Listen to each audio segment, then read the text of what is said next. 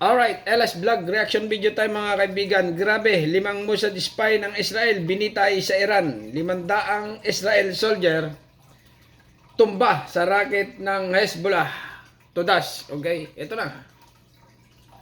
Breaking news, halos 500 Israeli soldiers ang nasawi. Ito ay sanhi ng mga rocket barrage ng Hezbollah mula sa Lebanon. Ayun, okay? Hezbollah. Naghahanda ang mga puwersa ng Israel para sa next phase of war sa Gaza. Lahat ng tao sa Gaza ay terorista ayon sa pahayag ng isang released Israeli hostage. Gano'n. Lahat ng tao sa Gaza, terorista. Oh. Oh na, oh. Tumawag ang US Senator para sa pambubomba ng IRGC targets sa loob ng Iran. Ayon sa IDF, ito ay nagre-respond sa barrage ng mga rockets sa hilagang Israel mula sa Lebanon sa pamamagitan ng pag-atake sa mga source of fire. Ang pinsala ay sanhi ng property na nasa hilagang lungsod ng Kiryat Shmona. Sinundan pa ito ng isang rocket attack mula sa Lebanon, batay sa pahayag ng Israeli Police. Iniulat ng Al Jazeera na 12 missiles ang pinalipad mula sa southern Lebanon patungo sa mga lokasyon ng militar ng Israel. Sinabi ng militar na winasak nila ang tunnel at surveillance center na sinasabi nilang ginamit para sa pakikipag-ugnayan sa labanan at ginamit din ito sa pag-transfer ng mga armas. Kinumpirma ng chief ng hukbong Israeli ang next phase of war na nalalapit sa Gaza. Ayon pa sa hukbo ng Israel, ito ay nakatuon ngayon sa Hilaga at lalo na sa Khan Yunis. Dagdag pa ng IDF na natagpuan ng mga troops nito ang ilang entrances ng tunnel sa Khan Yunis, kabilang ang isa sa isang mosque. Sinabi din ng IDF na sa tabi ng tunnel sa mosque, natagpuan ng mga troops ang isang rocket launcher at observation equipment na ginagamit ng Hamas. Alright, dagdag ko lang mga kaibigan, yung mga tunnel, okay? Okay, yung mga kuweba, yung mga butas. Nilalagyan na ng tubig ng Israel. Okay, para lumabas yung mga Hamas. Kasi nga ayaw lumabas eh. Kasi nga, yung buong Gaza daw yan, palibot na ng mga tunnel yan. Yung iba naman, sinisiminto na. Kasi nga, hindi madala sa tergas-tergas eh. Inaano nila ng tergas, ayaw pa rin lumabas. Kung ayaw lumabas, sinisiminto na nila. Forever ka na dyan, bahala ka na dyan, ganon. Yung iba naman, inaano ng tubig. Yung malapit sa ilog, binubomba ng tubig. Yun, lumalabas yung iba. Pero yung iba ayaw talaga, matigas ang ulo. Continue lang ha. Ayon naman sa Ministry of Health sa Gaza, ang bilang ng mga namatay sa Gaza ay tumaas na sa higit 21,000 katao gawa ng mga pag-atake ng Israeli. Sinabi ng Gaza Ministry spokesperson na sinasadya ng Tel Aviv ang 104 na ambulansya at 142 na health institutions sa Gaza Strip. Dami na. Nanawagan ang spokesperson sa mga international institutions na makialam upang muling simulan ang mga operasyon sa Al-Shifa Hospital. Pero grabe yung sinabi ng hostage, yung lahat ng tao daw sa Gaza, terorista na, Hamas, ganun, ganyan. Kasi nga, ano nila yan eh. Continue lang ha.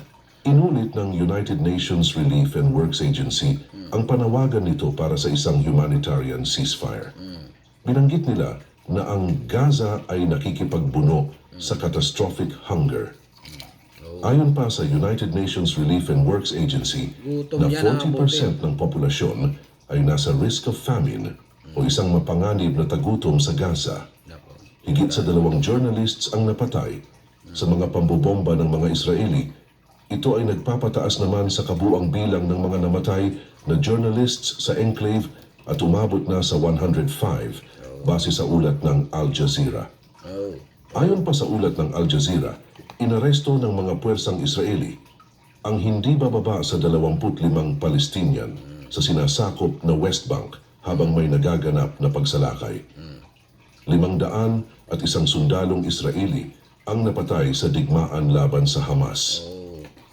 Totoo ito, 500, okay?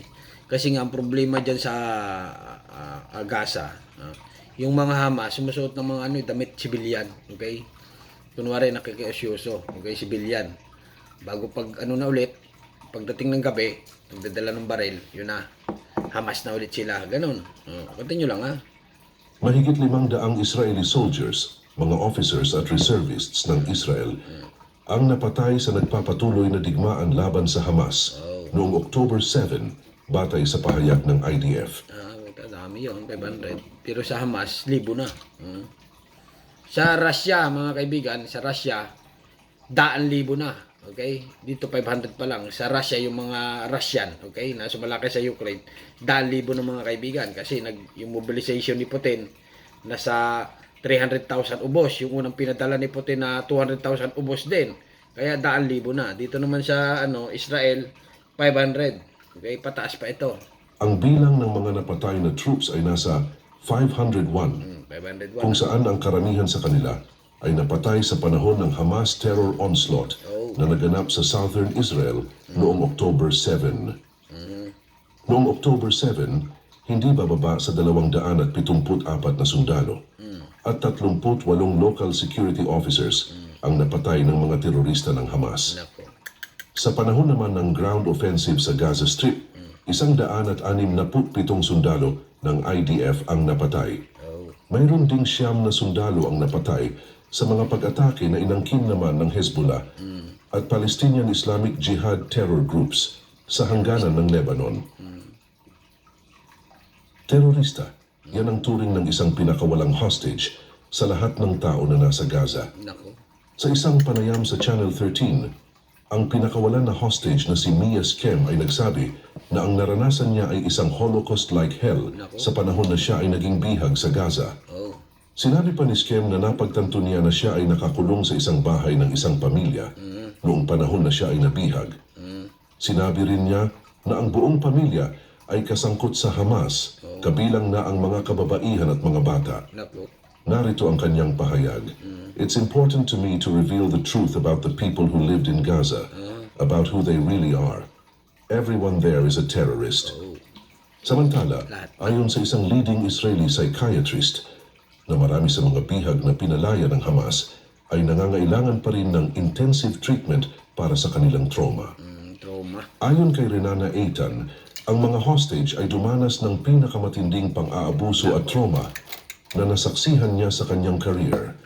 Ang US Senator ay gusto ng harsher approach para sa mga target ng Islamic Revolutionary Guard Corps sa Iran. Nanawagan si US GOP Senator Lindsey Graham para sa isang mas mahigpit na approach sa Tehran na nagmumungkahi naman na dapat bombahin ng US ang Islamic Revolutionary Guard Corps sa loob ng Iran. Nako. Ay, gira lalo ito. Kung nangyari yan. Continue lang kasi nga, ang US, pag bumanat yan oh my God. Gira na ito. Continue lang Narito ang kanyang pahayag. I've been saying this for 6 months now, hit Iran. They have oil fields out in the open. They have a Revolutionary Guard headquarters you can see from space. Blow it off the map. Samantala, nangako ang India na papanagutin ang mga responsable sa mga pag-atake sa 2 merchant vessels na karamihan ng crew ay mga Indian. Nagbabala ang Defense Minister ng India na si Rajnath Singh ng isang pangako ng hakbang na paghihiganti. Narito ang kanyang pahayag. Those who have carried out these attacks, we will find them from the bottom of the sea and strict action will be taken against them. Ayon sa Iranian Foreign Minister na si Hossein Amir Abdullahian, na ipinaalam ng Hamas sa Tehran na mayroon itong sapat na kakayahan upang sakupin ang Israel sa Gaza. Kasi nga yung Houthi, mga kaibigan, inano nila yung mga barko. O akala nila Israel yun. Papag-ari ng Israel. Kinakarnap nila. Hijack pala. Ina-hijack nila. Continue lang Yung Houthi nagsusuporta sa Hamas. Ganon, ganyan. Okay, continue lang Ibiniti ng Iran ang 4 na Israeli spies matapos ang pag-assassinate sa kanilang top commander. Yung Israel ay Iran. Ay kalaban din yan ng Israel. 4 ang pinatay dahil sa paglabas ng lihim na impormasyon ng Mossad. Ang pagpatay sa Iranian commander ay nagpapataas ng tensyon sa Middle East. Pinatay ng Iran ang 4 na taong inakusahan na nagtatrabaho para sa intel agency ng Israel na Mossad. Talaga naman. Okay, alright. Yun na. Okay.